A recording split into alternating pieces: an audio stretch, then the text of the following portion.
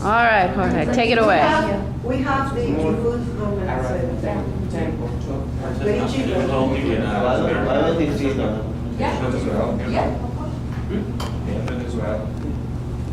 So, good afternoon, everybody. I don't know too much about politics, but I like politics. I know, that I'm an agronomist engineer, but it's interesting that what have been happening in Costa Rica. If some of you don't know where is located Costa Rica, it's in Central America. That's a little country over there, 4 million people, is Costa Rica. And in the United States, many people confuse with Puerto Rico. We are Costa Rica, we are not an island, we are in America. And that I'm going to talk today is about how we are fighting the corruption, how we are making changes in Costa Rica, and then we talk about that we have been using the tool that we have been using to fight against corruption is the education. And the new event that happened in Costa Rica was that a new electoral party won the election this year, different electoral party from the common electoral party that we have. And before I'm gonna tell you some background about Costa Rica, we are a democracy. And during the election, we have a big party. As you can see, many people from different electoral parties. We don't have any problem about finance with that, something like that. And we have many kind of electoral party. However, the main electoral party in this during a long time ago was the Liberación Unión Social Cristiana. We call that bipartisanship. And that have been, those electoral parties have been winning the election since 1982.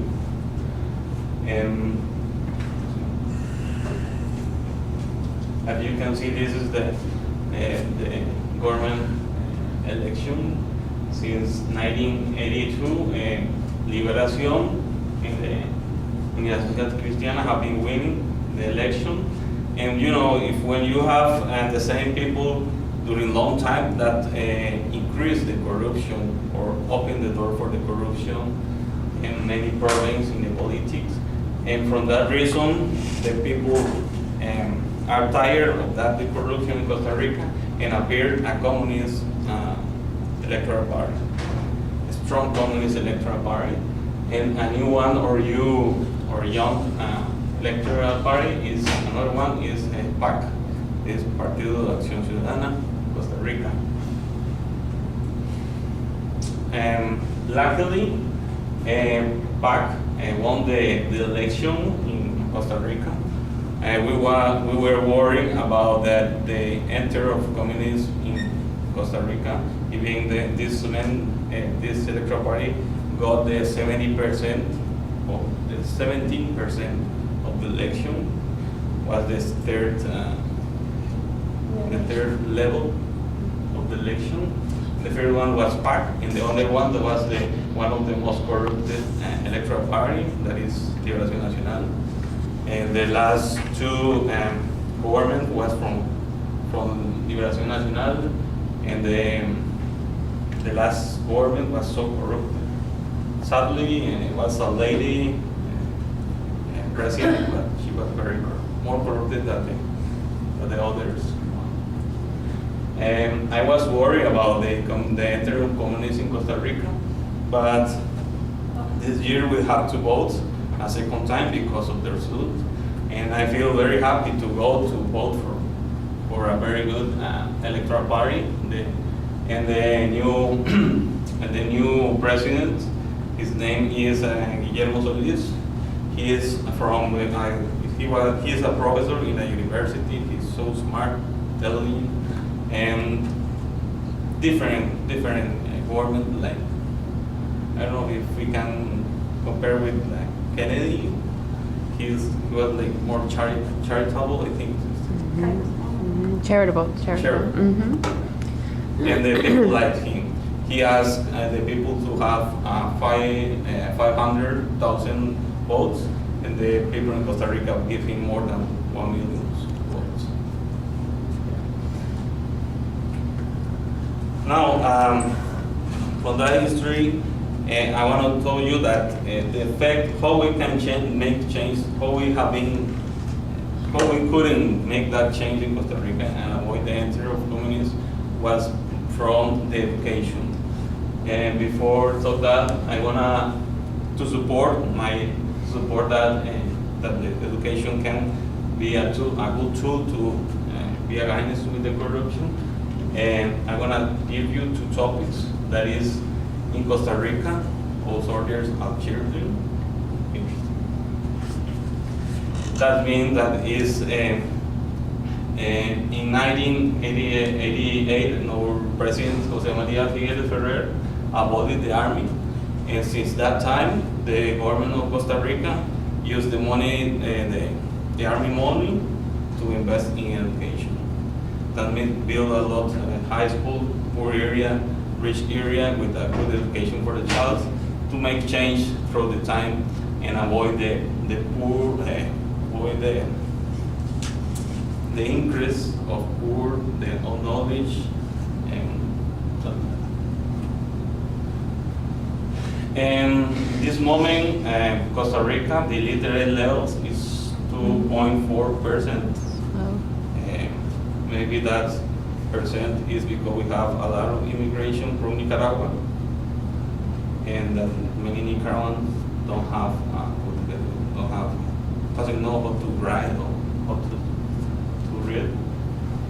And by that, we have investing in education, not in weapons, it's in education, to fight against corruption, to fight against problems in Costa Rica, and criminal problems. And the second one is if you have a educated population, obviously you have a population that knows how to use internet and access to internet. That means that this population knows how to use the social media or have access to social media. In this moment in Costa Rica, 72% of people from 12 to 75 have access to internet, know how to use internet, and have access to the social media. Then, as I told you, this is a corrupt party, electoral party, and those fact was the party who won the election. And the interesting is that party used the social media to transfer information, to give information for the people about how they will build or work in the government. And I think from that reason, if they won the election this year, that was very good strategy. To support that, I'm gonna match some interesting things that I found. This is the illiterate percent, the distribution of illiterate percent in Costa Rica. As you can see in the central part and northwest part is where we have less illiterate percent. And the borders, we have the higher illiterate percent. And this is the distribution of the election of the votes. The people that was more educated vote for new president. The people that have less education vote for the corrupted electoral party, Liberación, and the people that have less education level vote for the communists. You can see that in the borders. The lowest. The lowest level of education. And that's, can you see the match between that? And in conclusion, well, I think the education is one of the important tools that you can use to fight the corruption and improve in your country. Of course, there are other things that they have to use.